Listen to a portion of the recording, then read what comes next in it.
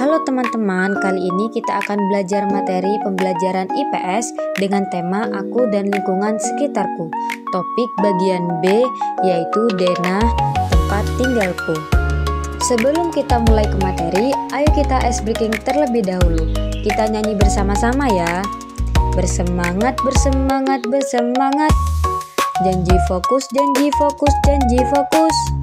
Saya fokus, saya bisa, saya fokus, saya paham, saya fokus, saya bisa, saya paham. Selanjutnya, pengertian denah. Denah adalah gambar yang menunjukkan posisi suatu tempat, misalnya denah sekolah atau denah rumah.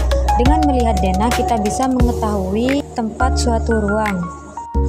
Selanjutnya, pengertian dari denah tempat tinggalku adalah gambar yang menunjukkan lokasi suatu tempat di lingkungan sekitar tempat tinggal. Denah yang menggambarkan sebuah wilayah suatu daerah seperti jalan, rumah, gedung, sungai, gunung, dan lainnya. Selanjutnya, fungsi denah di lingkungan. Yang pertama yaitu mempermudahkan mencari jalan.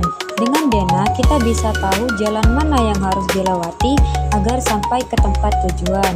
Yang kedua yaitu memberikan kita informasi mengenai arah menuju ke sebuah lokasi. Dan yang terakhir yaitu menghindari tersesat. Denah membantu kita tidak salah jalan atau bingung. Nah, selanjutnya komponen-komponen denah.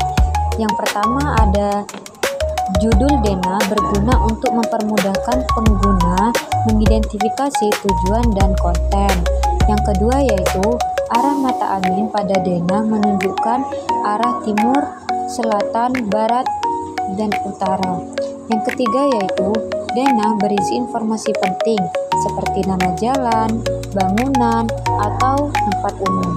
Dan yang terakhir yaitu denah biasanya menggunakan simbol untuk mewakili objek-objek tertentu. Selanjutnya yaitu penjelasan penampakan alami dan buatan. Penampakan alami adalah sebuah bagian di lingkungan sekitar kita yang terbentuk akibat proses alami.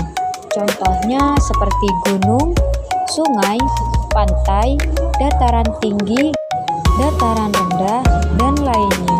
Selanjutnya, penampakan buatan adalah sebuah bagian di lingkungan sekitar kita yang terbentuk karena diciptakan oleh manusia, seperti bangunan, jembatan, dan lainnya. Selanjutnya, arah mata angin. Arah mata angin adalah petunjuk arah yang membantu kita mengetahui posisi suatu tempat atau menunjukkan arah kemana kita pergi. Terdapat 8 arah mata angin utama yang umum digunakan, yaitu utara, timur laut, timur, tenggara, selatan, barat daya, barat laut. Selanjutnya yaitu fungsi arah mata angin. Terdapat 4 fungsi. Yang pertama yaitu menentukan arah dan posisi. Membantu kita mengetahui letak suatu tempat terhadap tempat lain. Misalnya, sekolah ada di sebelah timur rumah. Fungsi yang kedua yaitu sebagai panduan dalam peta dan navigasi. Digunakan untuk membaca peta, menentukan arah perjalanan, dan orientasi arah mata angin.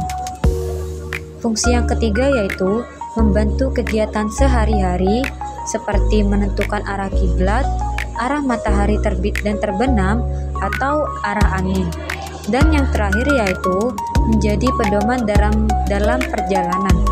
Digunakan oleh pelaut, pilot, pendaki, dan pengemudi agar tidak tersesat. Nah, selanjutnya kita nyanyi dulu yuk lagu denah dengan nada Lihat Kebunku. Denah adalah gambar alokasi atau letak dari suatu tempat. Denah digunakan sebagai petunjuk agar tempat lebih mudah ditemukan. Denah berfungsi menunjukkan lokasi, mempermudahkan untuk mencari jalan.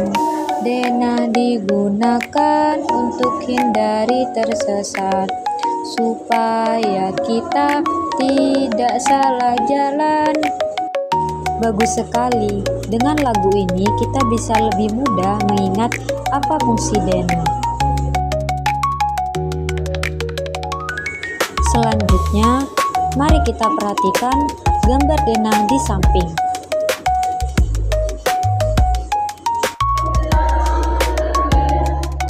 Arah mata angin membantu dalam menyebutkan letak bangunan dalam sebuah denah. Misalnya, sekolah berada di sebelah barat daya toko sembako.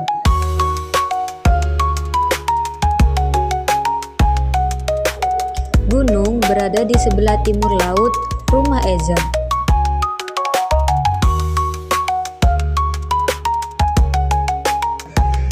Kantor pos berada di sebelah selatan toko sembako.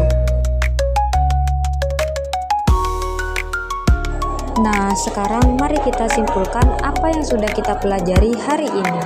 Denah adalah gambar yang menunjukkan posisi atau lokasi suatu tempat di lingkungan sekitar. Denah berfungsi mempermudah mencari tempat dan menghindari kita dari tersesat.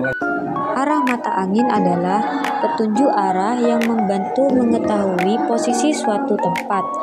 Ada 8 arah mata angin, yaitu utara, timur laut, timur, tenggara, selatan, barat daya, barat, dan barat laut. Selain itu, kita juga belajar tentang kenampakan alam dan kenampakan buatan di sekitar kita. Kenampakan alam terbentuk secara alami, sedangkan penampakan buatan dibuat oleh manusia. Oke teman-teman, sekarang kita sudah tahu apa itu denah dan arah mata angin. Dengan memahami keduanya, kita bisa membaca peta dan mengenal lingkungan, dan menemukan arah yang lebih mudah. Terima kasih sudah belajar dengan semangat hari ini. Semoga pelajaran ini bermanfaat dan membuat kalian semakin mencintai lingkungan sekitar. Terima kasih. Sampai jumpa di pertemuan berikutnya. Tetap semangat belajar dan jangan lupa berlatih membaca denah di rumah kalian. See you.